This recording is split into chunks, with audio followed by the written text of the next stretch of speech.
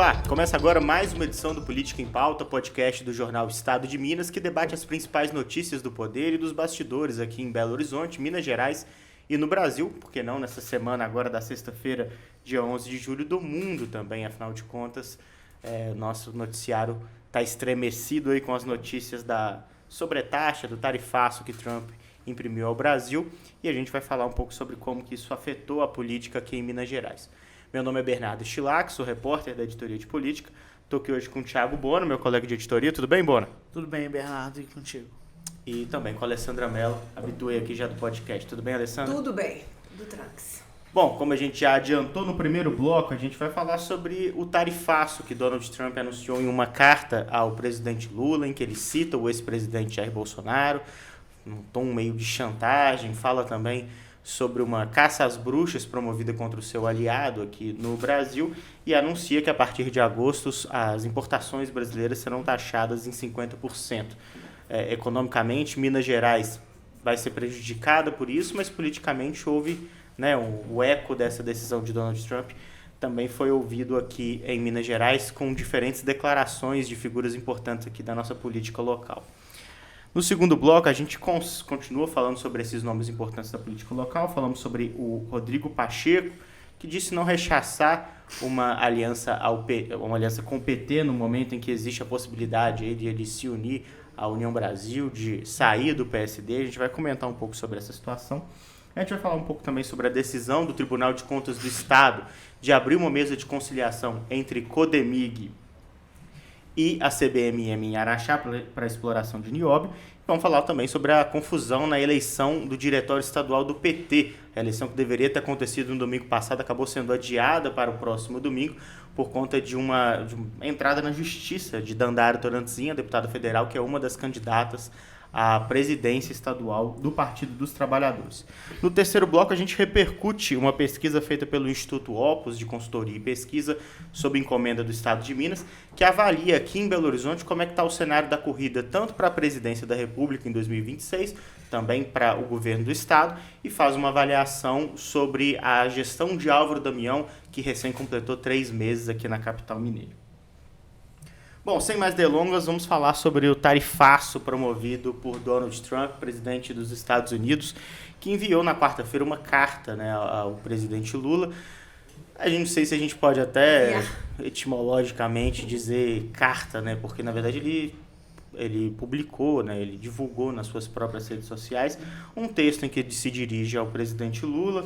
No primeiro parágrafo ali ele cita Bolsonaro, diz que o ex-presidente sofre uma caça às bruxas dentro do Brasil e exige imediatamente a suspensão do processo contra o ex-presidente Bolsonaro aqui, usando inclusive letras garrafais, e anuncia que os produtos brasileiros vão sofrer uma sobretaxa de 50%, além das taxas que já são cobrados dos produtos brasileiros, e num tom bastante de chantagem, de ameaça em relação ao Brasil. A notícia pegou fogo, a gente estava aqui na redação, Bona? Uhum. No momento que aconteceu, e acho que até para o nosso ouvinte é interessante falar, o tom da carta é muito chocante, com aquelas letras maiúsculas, em tons, Muito imperativo, Você tem que interromper agora, não lembro as palavras exatamente, mas que a caça às bruxas precisa ser parada imediatamente,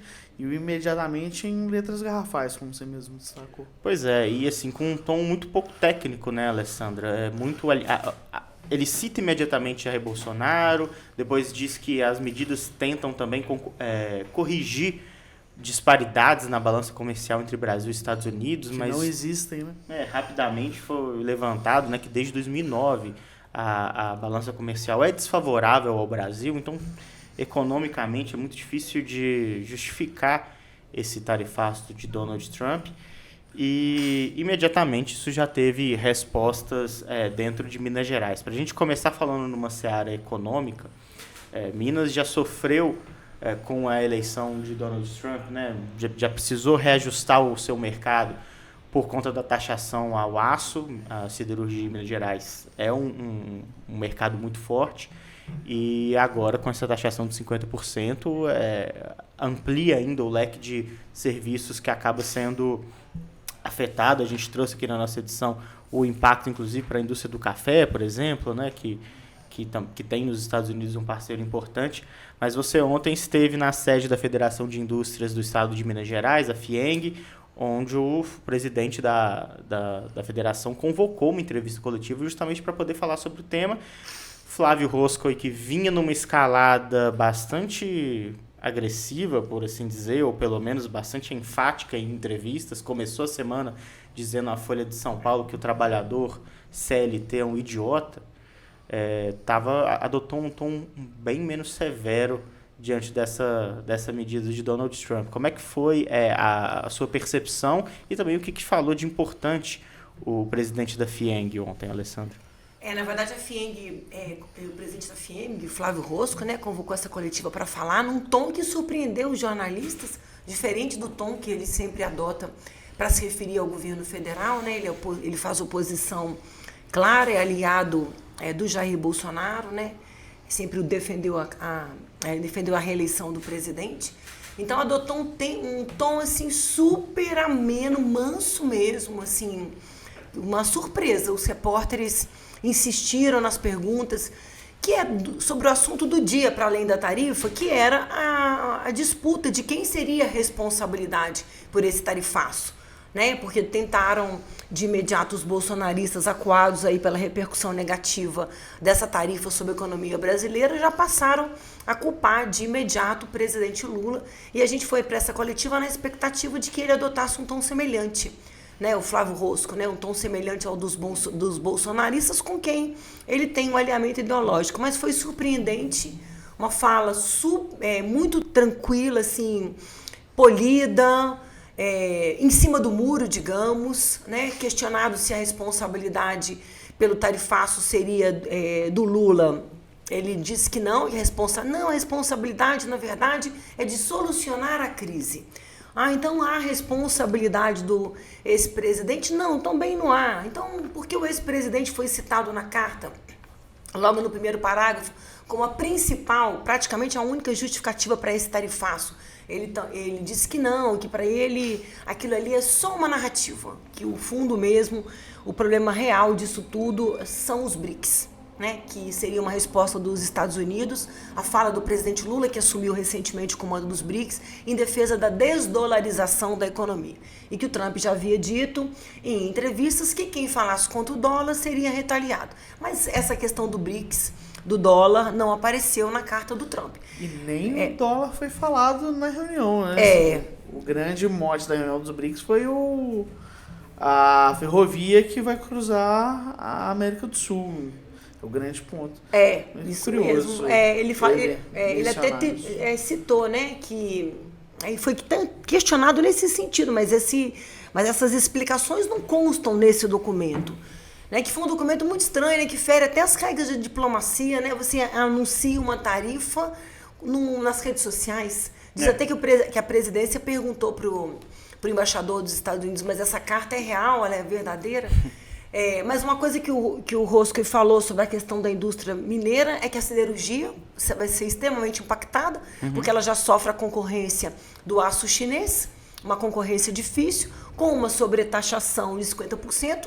Praticamente, segundo ele, não existirão importações mais desse produto. Na avaliação dele, o café, por exemplo, que também vai ser impactado, vai sofrer um impacto inicial, mas consegue se readequar nesse mercado, porque pode vender o café para outros países, mas que no caso da siderurgia é muito difícil. Então adotou um tom assim, extremamente cauteloso, pedindo diálogo, pedindo que as partes sentem na mesa, manifestou preocupação com as medidas de reciprocidade que o governo federal pode adotar, previstas na Lei da Reciprocidade, aprovada pelo Congresso Nacional em abril desse ano, ainda não regulamentada pelo presidente Lula. Então foi assim, bem surpreendente. Deu para perceber claramente que há uma preocupação muito grande da indústria mineira, representada pelo seu presidente Flávio Roscoe, do que essa guerra pode causar para o setor. E é interessante, acho que um ponto que você até coloca, né, da fala dele, que ele disse que não é um agente político, é um agente econômico, né? Ele se tirou o corpo dele dessa disputa, como você já bem disse, não era o modus operandi do Flávio Roscoe, né? Ele é um presidente da FIENG com bastante fala, por mais que não seja uma fala partidarizada, né? Falando especificamente sobre um candidato ou outro, mas quando ele dá uma entrevista como deu para a Folha de São Paulo, é bem óbvio com que público que ele está querendo se corresponder, né? Ele fala diretamente para essa base mais à direita, então, tanto que os discursos dele são sempre pró-candidatos ou políticos mais alinhados, até mesmo com o Bolsonaro, né? Ele foi questionado sobre o que a FIENG poderia fazer. Ele, mas eu não sou um agente político, eu sou um agente econômico. Obviamente que a política e a economia são coisas que não se descolam, são vinculadas. Então, obviamente, ele como um empresário, presidente de uma federação importante, é sim um agente político, mas a tentativa mesmo foi de dar essa linha mais amena, sem embate direto, sem ataques frontais ao governo federal. A mesma linha adotada, por exemplo, pela Confederação Nacional das Indústrias, né, que também, apesar de ter tido uma nota mais contundente de crítica ao tarifaço ao presidente dos Estados Unidos, também nessa linha, pedindo diálogo, preocupado com os impactos que isso vai causar na economia brasileira. Agora, é interessante isso, porque a gente ressaltar também o momento em que foi concedida essa entrevista na FIENG, né? Como representantes da indústria mineira, também, né, fazendo eco às notas de outras federações de outros estados, ela acontece quase 24 horas depois da divulgação dessa carta. Então, com o tempo, pelo menos, para poder ouvir os seus pares ali, ouvir a indústria dizer qual deve ser o tipo de postura a ser adotada em relação a esse tarifaço, que por mais que ele tenha motivação política, ele tenha sido tomado pelo presidente americano com argumentação política, além de tudo, e obviamente vai repercutir nessa esfera, ele afeta de forma real toda a indústria do país, que tem nos Estados Unidos, junto com a China, o seu principal parceiro. Então, a gente vê que 24 horas depois, os posicionamentos eles foram ficando cada vez mais contidos, com menos alinhamento político, mais uma ideia pragmática sobre a situação, como a mesa de negociação precisa ser posta, etc. e tal. E é mais ou menos a postura de políticos bolsonaristas, ou pelo menos alinhados ao bolsonarismo, nesse mesmo timing. A gente pode citar com destaque o governador de São Paulo, Tarcísio de Freitas, e principalmente, afinal de contas a gente está aqui no Jornal Estado de Minas, o governador mineiro Romeu Zema, que imediatamente saíram às redes logo depois que foi anunciado o tarifaço de Trump para poder dizer que a culpa era do Lula, que era um absurdo a forma como o Brasil tinha lidado com a situação e diplomaticamente com os Estados Unidos, e que agora o brasileiro ia pagar o pato, ia pagar o preço da postura do presidente. O governador Romeu Zema, inclusive, cita a Janja, porque a Janja teve aquele episódio em que ela fala um palavrão pro Elon Musk, né? Que já não é mais aliado, já tá rompido com o Trump. Já tá rompido, mas é bom lembrar que na carta do Trump ele cita que o Brasil... As Big Techs. Não dá liberdade, né, para o funcionamento das empresas de tecnologia dos Estados Unidos. Então é uma ligação que pode ser feita. E cita também o Supremo Tribunal Federal, num tom de, olha, agora vocês vão pagar o pato.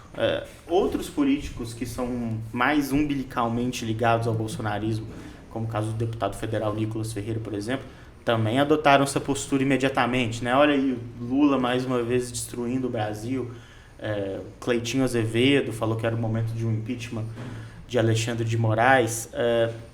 Só que esses outros mais umbilicalmente ligados ao Bolsonaro adotaram um certo silêncio depois, né? Quando foi percebido que a postura diante desse caso ficar estritamente política e eleitoral pega mal com seus principais financiadores de campanha, que é a indústria, que é o agronegócio.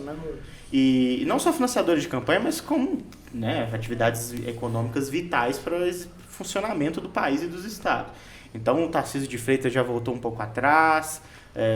A gente pode dizer que no intervalo de 4 ou 5 horas, concomitante aí a entrevista coletiva do Flávio Roscoe, para a gente poder usar esse mesmo exemplo que foi citado no início do podcast, as falas dos governadores foram começando também a tomar um tom cada vez mais ameno.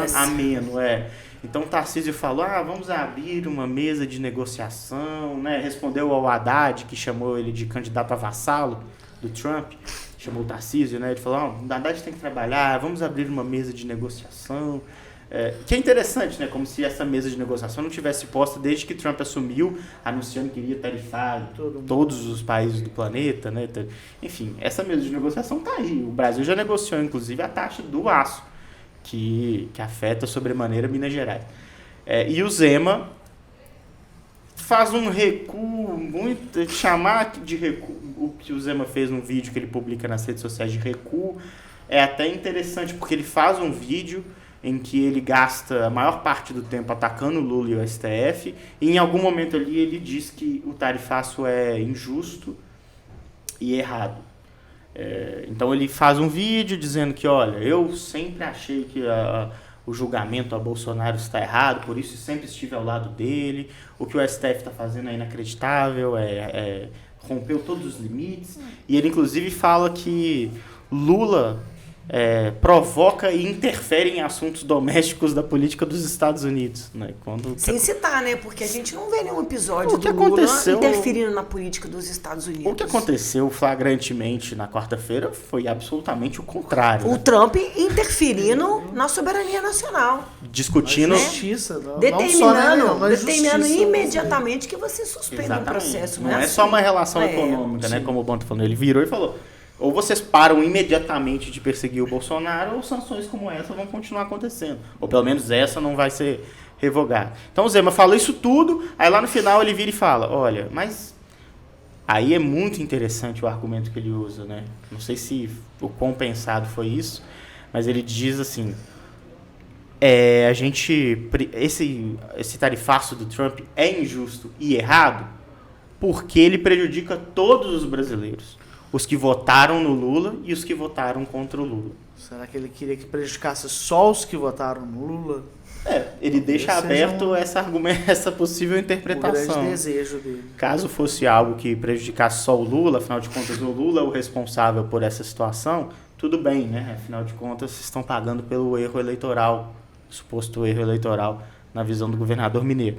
Então é um recuo, mas é um recuo muito tímido também, e pelo timing parece que alguém foi lá soprar no ouvido dele, né? Governador, a gente, né, a indústria, o agronegócio mineiro vai sofrer muito com isso, né? E chama atenção que na matéria que a gente publica, eu até quis abrir com essa informação, porque se você entrar na Agência Minas, que é o veículo oficial de divulgação das informações do Estado de Minas Gerais, vai encontrar no início do mês de julho um balanço do primeiro semestre desse ano de 2025, comemorando, né, com glória o fato de que Minas Gerais se consolidou como o segundo maior estado exportador do Brasil, que conseguiu 21 bilhões e meio de dólares em produtos enviados para fora do país e que 12,5% dessas transações são aos Estados Unidos, são destinadas aos Estados Unidos.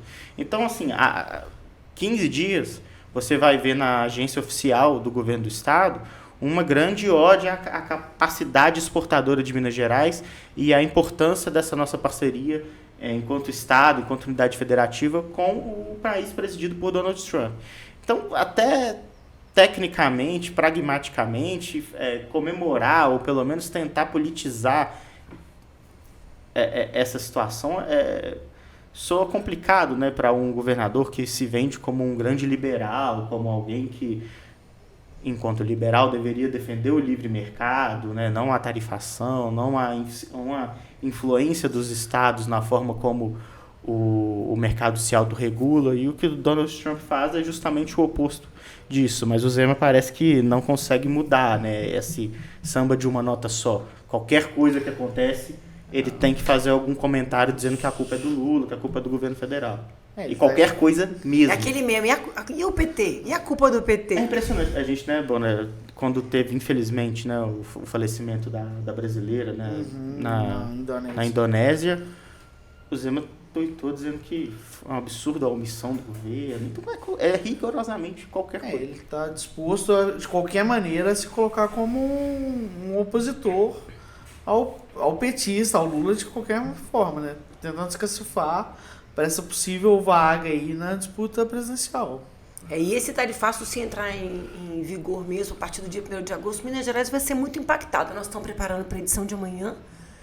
Vocês acompanhem no portal, no impresso, uma matéria sobre os estados mais afetados com o tarifaço. E Minas Gerais é o 5º mais afetado, com perda de PIB e até de empregos, né? Afetar a economia mineira, até mesmo na geração de empregos. Eu acho assim, se existe um vício de interpretação no que está acontecendo, como se as respostas precisassem lidar com uma medida que foi tomada por qualquer causa que fosse razoável. É uma medida tomada por um presidente absolutamente imperialista, né, dos Estados Unidos, com uma lógica de mercado totalmente voltada para o próprio público interno dos Estados Unidos, procurando os seus lacaios aí ao redor do mundo. Não é comum que não faz sentido nenhum uma sobretaxa de um país por 50% quando você tem uma balança comercial favorável, amplamente favorável, há quase 20 anos. E aí se recebe essa informação sem levar em consideração a gênese dela, que é uma gênese que não faz sentido técnico. É um problema grave a presidência de Donald Trump nos Estados Unidos nesse sentido. E o máximo que poderia ter sido de resposta em relação a isso, se não quisessem entrar em uma questão diplomática, numa questão política, era dizer o seguinte: olha, a gente recebeu essa informação com bastante preocupação e agora a gente vai virar aqui para os nossos problemas internos, que é o que dá para poder tentar resolver, e ver, como o próprio Flávio Rosco falou, se o café vai ser sobretaxado de 50%, que outro mercado que a gente pode encontrar para poder escoar a nossa produção. Foi o que o presidente Lula já sinalizou sobre buscar novos mercados para evitar um impacto maior dessa medida. Mas você falou sobre quem vai pagar o pato, né? Eu acho curioso que a Fiesp, que teve esse slogan, foi muito vocal contra, né? Falou que a soberania nacional é inegociável. Muito diferente, aparentemente, do tom adotado pelo Flávio Rosco aqui em Minas. Porque, na verdade, o que me surpreende nisso tudo é que, independente das questões ideológicas, que você, do campo, do espectro ideológico que você esteja, eu acho que é inaceitável que um presidente de qualquer nação que seja determine o que uma outra vai fazer. Isso é uma coisa inaceitável. Isso deveria estar acima da disputa ideológica entre da extrema-direita com a esquerda, porque nada pode justificar que um presidente, ainda que aqui no Brasil, todo o processo conduzido do Bolsonaro, na avaliação da direita seja errada, seja injusto, ainda que esse processo seja todo injusto na avaliação deles, não justifica esse tipo de interferência, e ela, se fosse ao contrário, o Brasil tentando dar uma determinação dessa para os Estados Unidos, ela seria amplamente rechaçada entre os estadunidenses. Então isso é uma coisa que me surpreende muito, essa coisa de ser vassalo mesmo. Ela é previamente rechaçada, né? Acho que é muito importante até a gente ficar atento, até nas manchetes de jornal mesmo, e na preocupação que muitas figuras, autoridades políticas expressam sobre o medo da forma como o Brasil vai reagir, porque o Brasil pode iniciar uma guerra tarifária. A guerra tarifária está posta, né? E quem começou não foi o Brasil, né? E assim, esse receio, é isso que eu tô falando, o vício de interpretação sobre a origem disso. O medo de como o Brasil vai reagir, ele pode até fazer sentido, porque tudo isso impacta, e não é uma discussão etérea, né? A indústria, o mercado, como uma entidade que existe sobre nós, assim. É um emprego, né? A vida das pessoas, a os industrialização preços. do Brasil. E o presidente Lula hoje, no Espírito Santo, participando da divulgação no Espírito Santo dos novos termos do Acordo da Vale, ele falou que ele não vai tomar, no caso das medidas de reciprocidade, ele usou até uma expressão, nada com 39 graus de febre, que ele vai esperar a poeira baixar, vai recorrer primeiro ao OMC e depois estudar. Porque também o Brasil fica agora numa situação difícil, porque como que você vai sentar para negociar com um presidente que impõe para você, eu só reduzo uma tarifa se o Supremo, que o Lula nem tem ascendência sobre o Supremo, ainda tem isso, interrompa um procedimento. E E é o que nem o Bolsonaro foi favorável claramente a isso. O filho dele logo no começo foi, o Eduardo, né, comemorou, acreditou o tarifaço, as pressões que ele vem fazendo lá nos Estados Unidos, ele está morando lá nesse sentido, mas o próprio presidente Bolsonaro não falou claramente sobre esse assunto, mas as informações de bastidor é que ele iria articular com Trump para não ter o tarifaço. Tipo assim, não precisa tarifar por minha causa. É uma coisa meio sem sentido. Mas hoje tem ganho político, né? Se ele fizer isso, ele está querendo sinalizar, além de poder, um ganho político para ele. Ó. Eu impedi que o país fosse tarifado. Eu tenho influência. Porque por agora, é porque é muito impressionante, né, o momento que a gente vive na história, assim, de lógica argumentativa, né? Um presidente chantageia outro com um anúncio que no primeiro parágrafo cita a sua preocupação em relação ao processo que Jair Bolsonaro sofre no sistema judiciário do Brasil. E, de alguma forma, o bolsonarismo não atrela uma coisa a outra. Como se não fosse uma correlação de causa e efeito. A defesa que Trump faz ao perseguido, ao pretensamente perseguido Bolsonaro, com a punição tarifária que ele faz ao Brasil, porque é uma punição, né, que ele faz.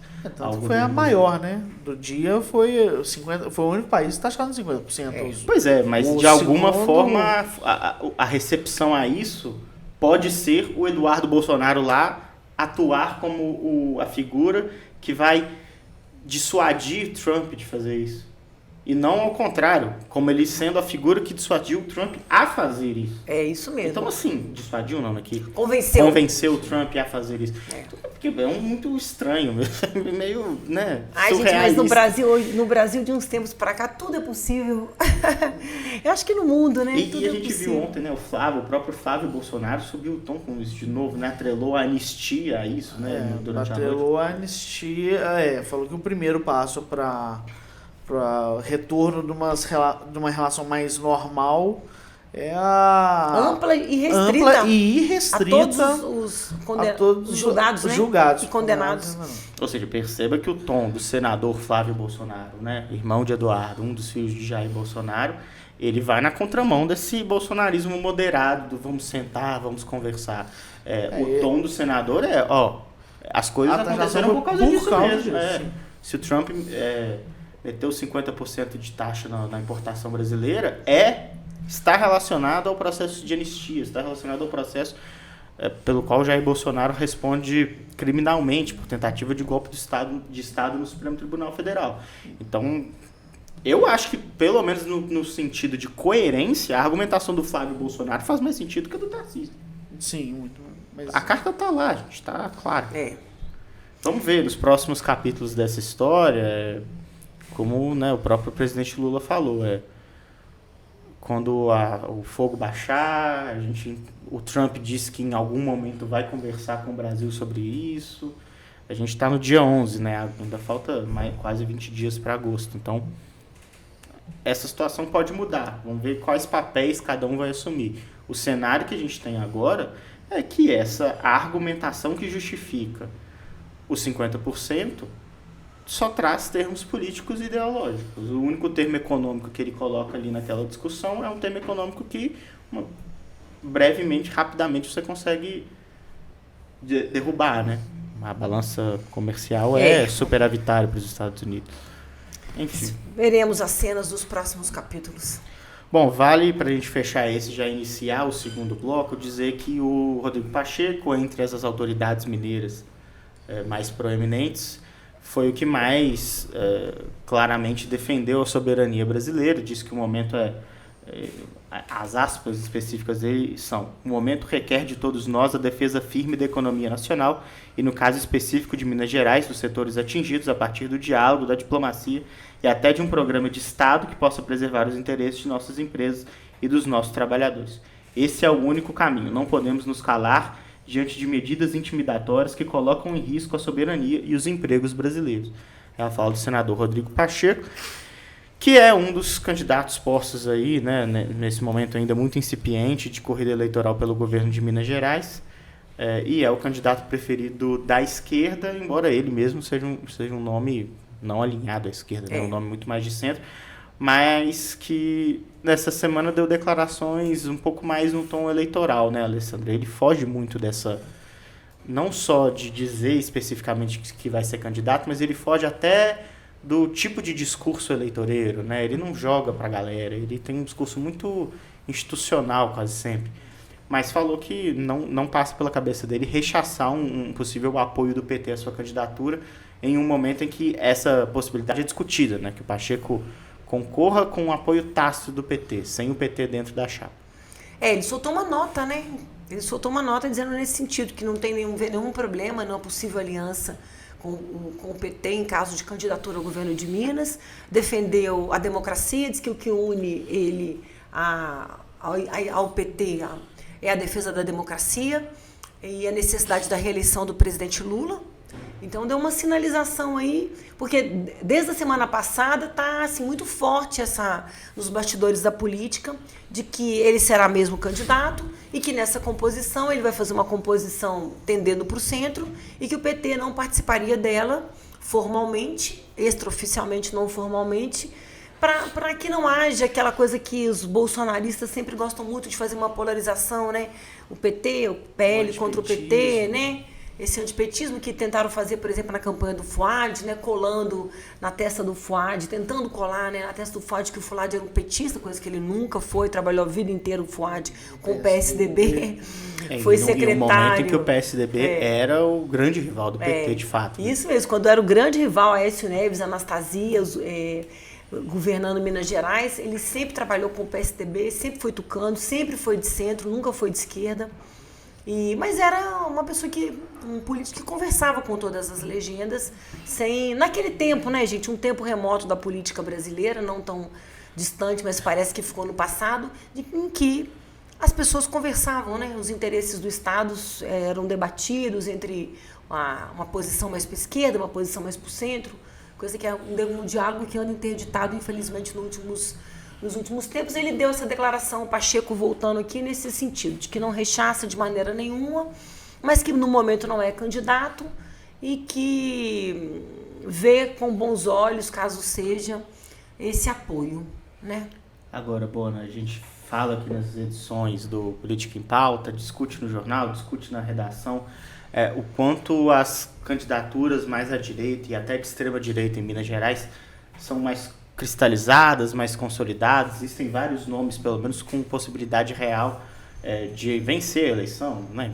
Podemos falar de Cleitinho Azevedo, Nicolas Ferreira, o vice-governador Matheus Simões, enquanto a esquerda fica esperando uma sinalização do Rodrigo Pacheco, o PT, né, naturalmente por ser o maior partido de esquerda, não tem um nome competitivo para essa disputa, e como se não bastasse essa indecisão há pouco mais de um ano da eleição, o PT em Minas Gerais não consegue nem eleger o seu próprio presidente do diretório estadual. Uma confusão, né, ao longo da semana. Na véspera da eleição do diretório estadual do PT em Minas Gerais, a candidata Dandara, deputada federal, né, candidata à presidência estadual do PT, conseguiu na justiça uma liminar para participar do pleito.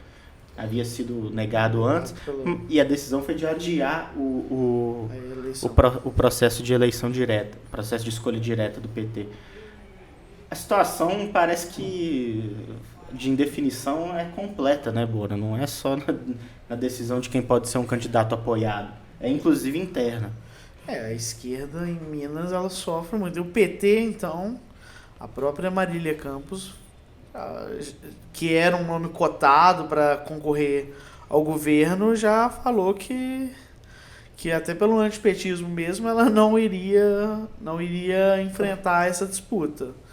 Então não só o Partido dos Trabalhadores, como outros partidos no mesmo campo político, sofrem muito com essa escolha, né? Vê aí quem o PSB já tinha feito uma sinalização para tentar lançar uma candidatura, talvez do Diego Andrade. Cantou o Tadeuzinho, né? Cantou o Tadeuzinho, que talvez saia pelo MDB, né? Como a Alessandra deu. Esse campo é mais complicado, né? Ele é mais nublado. O mais surpreendente é um partido que não tem nem candidato, não tem liderança para nenhum cargo, a gente não vê nome, tem disputa interna desse grau. Né? Nesse grau de disputa interna. Você não tem unidade externa, não tem liderança externa e não tem unidade interna. Né? E disputa dessa maneira, que na verdade é disputa de poder. São dois grupos dentro do partido disputando o comando, né? Obviamente o controle sobre as verbas partidárias, o controle sobre quem é candidato, sobre quem não é. O que eu acho, assim, para o campo da esquerda muito ruim, né? Porque a gente não vê notícias com frequência no jornal de disputas vigorosas entre a direita. A direita caminha muito mais unida. Né? Enquanto a esquerda, que está fragilizada no Estado, né?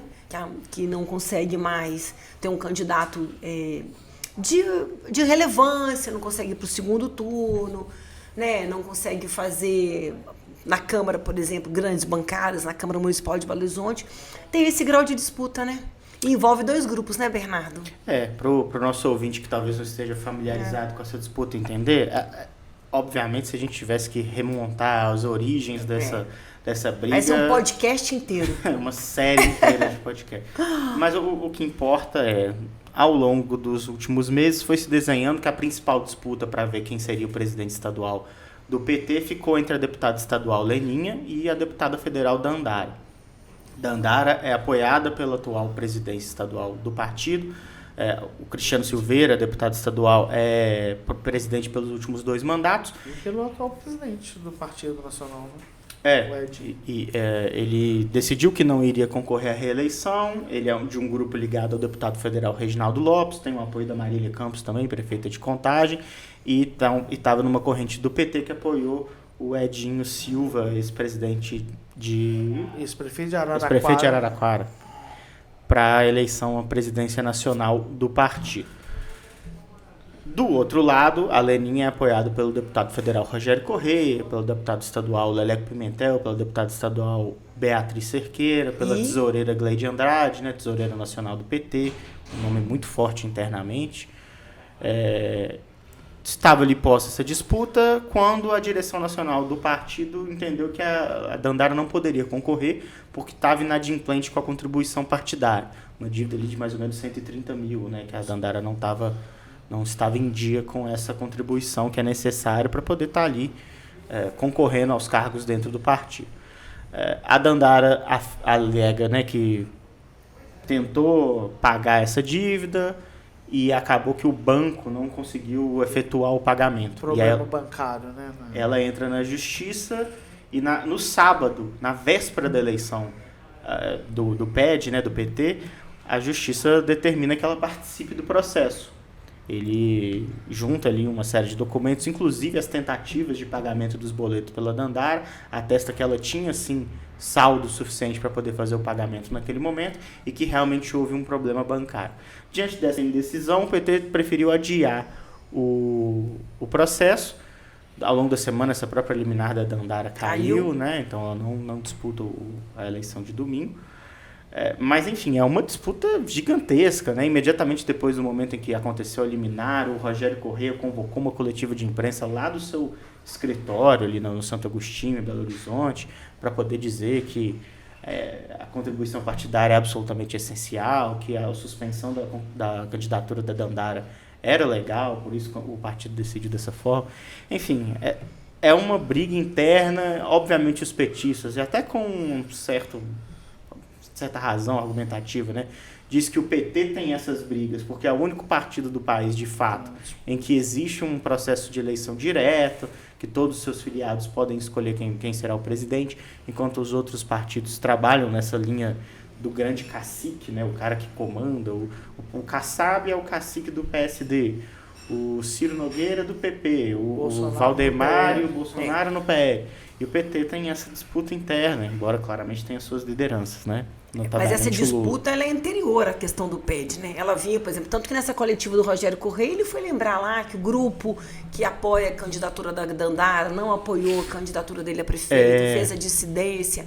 Na verdade, esses dois grupos estão em choque faz muito tempo. Não é de agora, ela só se cristalizou e veio à tona com essa disputa. São dois grupos que estão batendo cabeça há muito tempo. A eleição para a Prefeitura de Belo Horizonte, o grupo do Reginaldo Lopes não queria que Rogério Correia fosse candidato, queria que o PT, logo de início, apoiasse o Fuad. Né? Tem uma disputa também por verba partidária, né? Que envolve os recursos do partido para as eleições futuras e para as eleições que passaram. Né? Quem vai ter o controle sobre esse recurso. Né? Tem disputa sobre candidaturas, quem vai ser candidato ao quê no próximo pleito. Né? Então, assim, realmente não é um partido que os caciques têm o poder total, tem uma democracia interna que é para ser valorizada, mas é uma disputa de poder. O PT divisa no horizonte próximo, né, a situação em que o partido ainda não viveu em sua história, que é não ter o Lula como o principal liderança aglutinadora no país, né? E mesmo com a força que Lula tem, venceu 3 eleições, vem disputando eleições presidenciais desde 89, né? Sempre com... Fez sucessora em Dilma Rousseff. Mesmo assim, o PT é todo fragmentado, né? Tem várias vertentes ali que disputam. A escolha mesmo da Dilma Rousseff foi... Sim, foi fruto dessa fragmentação, né? Pois é, e aí a Dilma não é um quadro oriundo do PT, ela vem do PDT. Uma liderança brisolista. Assim. Mas enfim... Domingo agora tem eleição, finalmente. Domingo agora tem eleição. E aí, eu disse isso de divisar agora no horizonte não muito próximo essa saída do Lula de cena, porque o Lula talvez dispute 2026 e certamente seria sua última eleição, né? Mais de 80 anos, então... o que está em jogo também é como que o partido vai andar, né? Vai caminhar a partir desse momento que vai ser um divisor de águas na história da legenda. Para a gente fechar esse segundo bloco que fala mais especificamente sobre Minas Gerais, vamos passar rapidamente sobre uma decisão do Tribunal de Contas do Estado, numa decisão do Pleno, né, dos conselheiros do Tribunal na quarta-feira, que deu 30 dias para que a Codemig e a CBMM se manifestem pela possibilidade de abertura de uma mesa de conciliação sobre um processo antigo, né, das duas empresas que realizam conjuntamente a extração de nióbio em Araxá. Para o ouvinte entender mais ou menos do que se trata, a Codemig e a CBMM é uma empresa privada pertencente ao Grupo Moreira Salles, têm um acordo desde 1972 para a extração de nióbio em Araxá. Esse contrato foi assinado com validade de 30 anos, em 2002 ele venceu e foi prorrogado por mais 30 anos, portanto vale até 2032.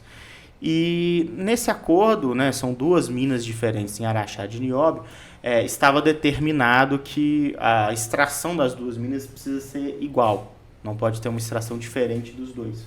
E o antigo presidente da Codemig, durante a gestão de Fernando Pimentel, foi até a Assembleia dizer que houve uma diferença de cerca de 103 mil toneladas de material extraído a mais da mina da estatal, e que isso poderia gerar uma disparidade de mais de 9 bilhões de reais devidos pela CBMM à Codemig.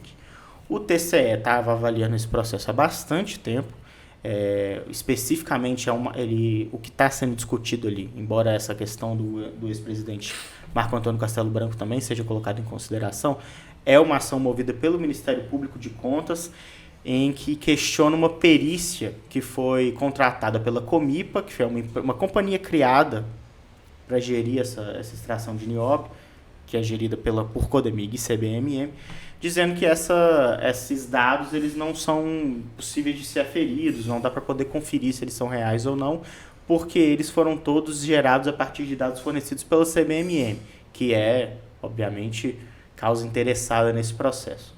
Enfim, essa discussão passou muito tempo ali parada no TCE, ela poderia ser encerrada por questão de prazo, ela poderia caducar, e nessa quarta-feira houve uma reunião dos conselheiros do TCE determinando a abertura dessa mesa de conciliação.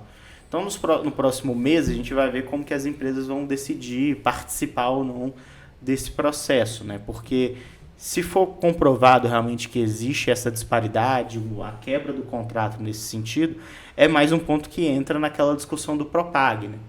Porque dentro do Propag, a Codemig é tratado como o grande trunfo de Minas Gerais, uma empresa que tem direito à exploração de nióbio, um mineral que é muito cobiçado internacionalmente, que pode aumentar muito de valor, e a expectativa da oposição dentro da Assembleia, e até propriamente do grupo, né, que é alinhado à presidência da Assembleia, é que a Codemig consiga atingir um valor próximo ali de 30 bilhões, que seria o suficiente para Minas Gerais aderir ao Propag, abater a dívida e ainda reduzir em 2 pontos percentuais os juros cobrados no parcelamento de 30 anos da dívida do Estado com a União. Então,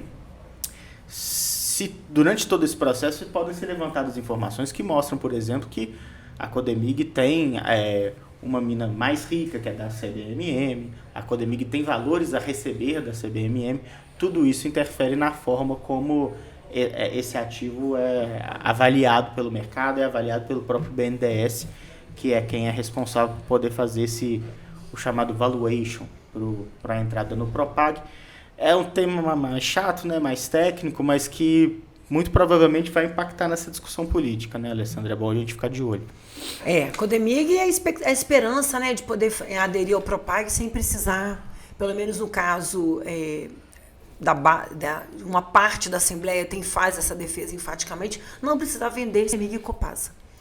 Né? Vamos ver. Bom, para a gente encerrar o programa, no nosso terceiro bloco, vamos falar sobre a pesquisa que a Opus Consultoria e Pesquisa realizou aqui em Belo Horizonte. Foi um levantamento feito presencialmente com 500 belo-horizontinos, 500 eleitores aqui da capital mineira, nas 9 regionais da cidade, entre 1º e 3 de julho, com uma série gigantesca de perguntas. Né? Nas edições de segunda, terça e quarta-feira do Jornal Estado de Minas, você pode acompanhar a estratificação desse questionário, que pergunta para o eleitor qual que é o principal problema da cidade, como o eleitor viu as últimas manifestações do governador e do prefeito, e também a questão que para nosso podcast aqui é mais interessante, a projeção da próxima eleição em Minas Gerais e no Brasil. Primeiro, passando por um ponto da aprovação, que é interessante, o presidente Lula é altamente reprovado pelo eleitor de Belo Horizonte, segundo a pesquisa que a Opus fez. Né? O Lula ele tem um percentual altíssimo de quem considera a atual gestão federal péssima. 40% dos entrevistados diz que a gestão é péssima, 10% ruim e 11% regular negativo. Então a gente chega ali a mais de 60% com uma impressão majoritariamente negativa do governo, enquanto o ótimo e bom fica ali na casa dos 24%. É uma diferença muito pouco, bem grande. Né? É muito pouco. O Zema também tem uma avaliação negativa alta, né? Ruim ou péssimo, somam 35%, é a maior parte das impressões, 30% regular, mas o ótimo ou bom dele é significativo também, 28%. No caso do Álvaro Damião, vale a pena chamar a atenção que 34% preferiu não responder. Ainda está indeciso em relação ao prefeito. Tem muito pouco tempo ainda. Muito pouco tempo. E ótimo ou bom 25%, regular 26%, ruim ou péssimo 15%. Chama atenção esse número alto de indecisos do Damião, mas um ponto que a gente até lembra da matéria, e eu conversei com o Matheus Dias, que é o diretor da Opus e responsável técnico ali pela pesquisa, que em março de 2024, o índice de conhecimento do Fuad Noman, que acabou vencendo a eleição, era muito mais baixo. Né? O Damião ali, mais da metade da população, 50 e poucos %, sabe quem é o prefeito. No caso do Fuad Noman, 87% da população de Belo Horizonte não sabia quem era o prefeito, né, no início do ano eleitoral. Então, mesmo que exista ainda existe essa margem para o Damião ainda tentar conquistar ou ser rejeitado em Belo Horizonte. Mas ele já larga muito na frente. Segundo o Matheus Dias, alguns fatores podem explicar isso. Um deles é que ele era pregressamente já conhecido pelo seu trabalho como radialista, né? Trabalhou e como um apresentador de TV também, com programas muito populares, né? Programas de noticiários de crime e também com futebol. Então, ele já era conhecido. E outro ponto é que, muito próximo da eleição, né? Ele já assumiu num período em que a cidade acompanhou de perto o adoecimento de Fuad Noman. Então o Fuad ficou muito tempo internado, faleceu, gerou-se uma comoção e até por isso o Álvaro Damião acabou sendo mais conhecido, mas ele larga com uma popularidade, né? Isso que é interessante de perceber. Ele, embora muita gente ainda não saiba quem ele é, a rejeição a ele é muito pequena, 15% só. É uma aprovação que ele vai precisar gerir pelos próximos meses. Ele também é um prefeito bem mais midiático do que o Fuad, né? Ele está sempre fazendo agendas. Toda semana ele tem mais de uma agenda de rua. É rara a semana em que ele não sai para algum evento público, né? O Fuad fazia muito poucos eventos públicos, né? São né? figuras muito diferentes, né? Você mesma falou antes, né? Como o Fuad é uma pessoa vinda da área técnica do PSDB. O Álvaro Damião vem... Mas a idade também, né? Não tinha muito aquela coisa do domínio das redes sociais, né? Que o Álvaro Damião também explora bastante, né? Agora, é impressionante. Quando eu vi o gráfico dessa pesquisa, eu me lembrei das eleições municipais, né? Em que elas apontavam aí que o Belo Horizontino não estava nem tanto pro petismo, nem tanto pro Zema, né? Lembrar que o Zema foi uma figura que apoiou os candidatos a prefeito e a imagem dele não apareceu, né? Então, acho que é um reflexo dessa pesquisa aí, que aponta que na capital mineira os belo-horizontinos não estão satisfeitos nem com um nem com o outro, e com a polarização entre eles. Então, aí entra um ponto que a gente já pode até começar falando sobre a questão da disputa para o governo do Estado. Vamos falar sobre a presidência, porque a gente fala especificamente sobre o Romeu Zema. Primeiro, um dado que é bem comum nesse tipo de pesquisa de intenção de voto, tão distante da eleição, né? O eleitor não está muito pensando em eleição ainda, né? Está mais focado na nossa vida cotidiana, no que acontece no dia a dia. Então, naquela pesquisa espontânea, que é quando o pesquisador não apresenta nenhuma alternativa, 83% dos belo-horizontinos não sabe responder em quem vai votar para presidente no ano que vem.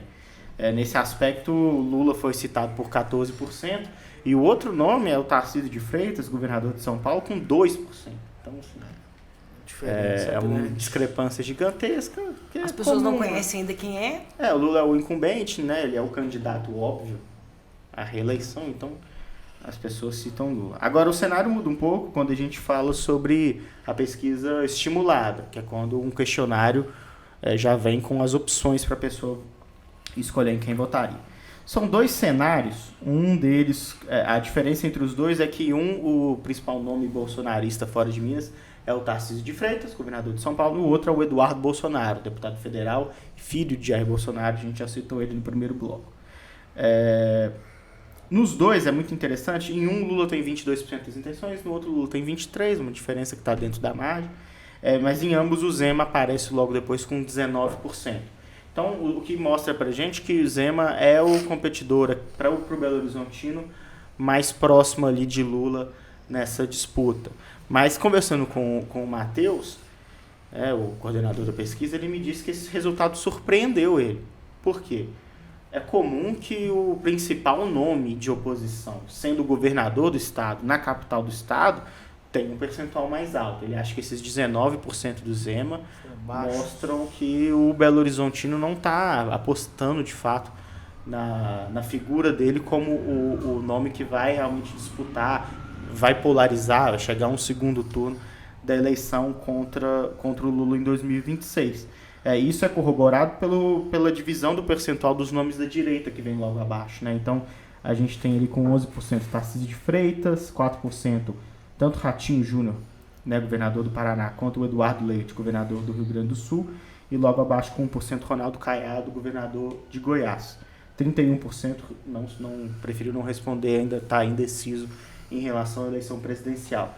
Mas o que se esperava, pelo menos por quem coordenou essa pesquisa, era que o Zema conseguisse pelo menos aglutinar mais essa postura de antagonista do Lula, né? E é o que, obviamente, ele vem tentando, né, Bona? Desesperadamente nos últimos 3, 4 meses. A questão aí é que o problema é que para Minas ele já é conhecido, né? Ele vem tentando nacionalizar o nome dele, se mostrar para fora de Minas. Se até no estado onde ele é conhecido, onde ele tem que ser conhecido porque ele é o governador, a performance já não foi, segundo a avaliação do Matheus, tão boa. Isso talvez faça com que ele adote novas estratégias, né? O que ele diz tem que ligar o sinal de alerta. É. E para poder corroborar isso tudo, Alessandro, acho que um dado interessante que a pesquisa levanta sobre como o Belo Horizontino tem acompanhado o governador Romeu Zema é que os últimos postagens, as últimas falas do governador foram trazidas para os eleitores também nessa pesquisa. Casca de banana, Exatamente. Realidade virtual. Exatamente.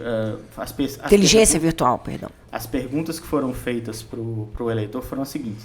O que o pessoal achou sobre aquela postagem do Zema com o Lula Reborn, né, com o bonequinho do Lula, para aproveitar a febre lá do bebê Reborn, que como a gente antecipou aqui Ninguém nunca mais falou dessa podcast, febre. Né, não durou um mês, né? É. Ninguém mais está preocupado com isso. Não apareceu nenhum bebê no posto de saúde querendo reborn, querendo ser atendido. A lei do capitalismo vai ficar inócua, né? Enfim, foi isso, foi o post dele comendo banana com casca e tudo, né?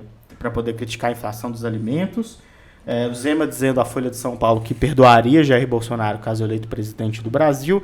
Zema também dizendo à Folha de São Paulo que tem dúvidas sobre a existência, né, sobre a real ocorrência da ditadura militar.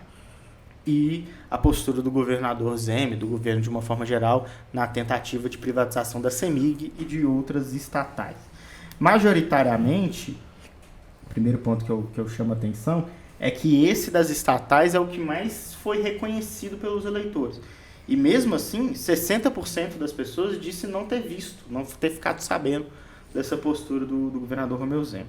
Em relação às falas dele para a Folha e os posts nas redes sociais, tem uma média ali de 75%, ou seja, 3/4 dos eleitores de Belo Horizonte, disse que nem viu. Não foi impactado de forma alguma sobre essas falas ou sobre esse posicionamento nas redes sociais. E entre quem viu, vamos lá, bebê reborn, 75% discorda.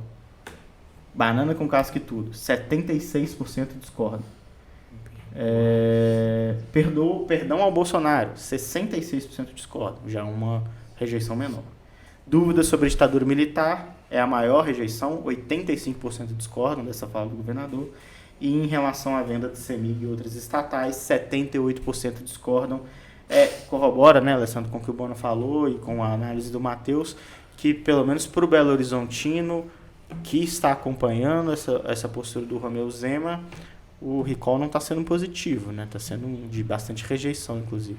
E é engraçado que essa é a aposta principal do governador nas redes sociais, né?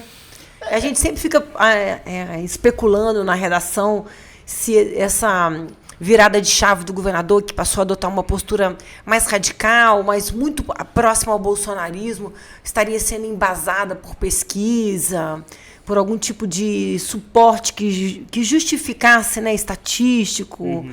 Não sabemos, né? Mas você vê que, pelo menos entre a capital mineira, entre os belo-horizontinos,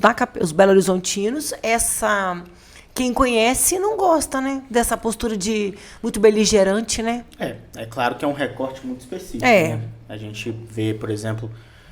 E há uma diferença muito grande entre a capital e o interior, né? Apesar da capital ser um colégio eleitoral muito grande e importantíssimo, significativo, há uma diferença muito grande, né? Minas Gerais é muito grande, muito vasta, né? Uhum.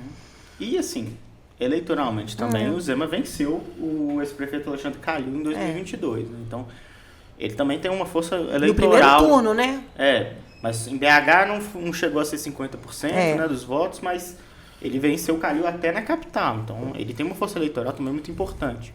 Agora, essa postura dele é mais recente, né? Em 22 ele não estava com essa agressividade toda. É uma posição diferente, né? Em 22 ele buscava a reeleição e agora ele busca nacionalizar o seu nome. Agora ele busca a presidência da República. Presidência. E talvez ele tá procurando uma estratégia nas redes sociais um pouco similar à do Nicolas, né? Que é alguém que tem sucesso nessas tentativas dele, mas talvez não esteja dando certo essa tentativa de emular. Vamos ao Nicolas, então, porque eu, pelo menos analisando os números da pesquisa, né, na hora de fazer a matéria, o que mais me chamou a atenção na disputa para o governo é o Nicolas Ferreira. Porque a gente está há mais de um ano da eleição, tudo é absolutamente incerto, a gente fala aqui edição após edição do que pode acontecer na disputa pelo governo de Minas Gerais, e a cada semana muda muita coisa, né? Então, dessas pesquisas, até por não ser uma pesquisa no estado inteiro, só em Belo Horizonte, a gente tem que tentar achar pontos que balizem nossa análise.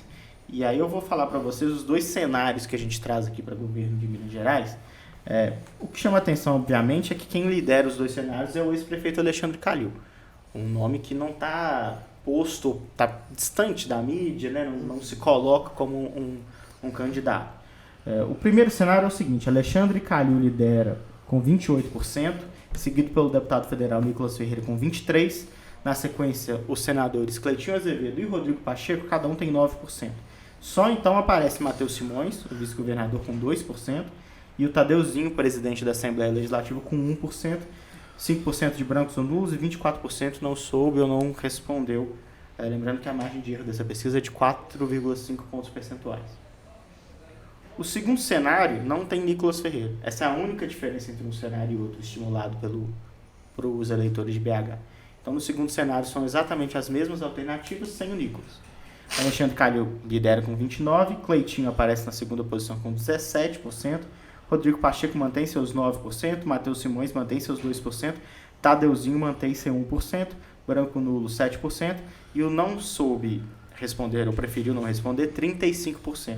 E é aí que eu acho que é interessante para a gente falar sobre essa cristalização do Nicolas Ferreira como a preferência de uma parte do eleitorado de Belo Horizonte.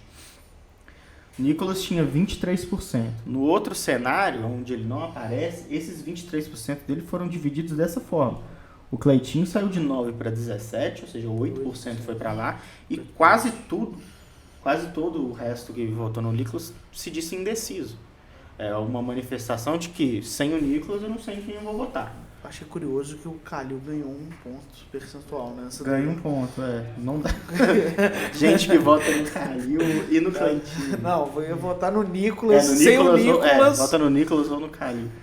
Mas isso é curioso, né? Porque isso demonstra a força dele, não só como um candidato, mas no fato de que se ele decidir não candidatar, quem ele apoiar, larga bem, né? Sai na frente. E isso justifica, inclusive, como o Matheus Simões, por exemplo, está grudado nele nas últimas semanas, né? Inclusive, os dois chegaram a defender uma candidatura unificada da direita ao governo de Minas, que possivelmente, obviamente, o Matheus Simões está pensando nele como esse personagem central.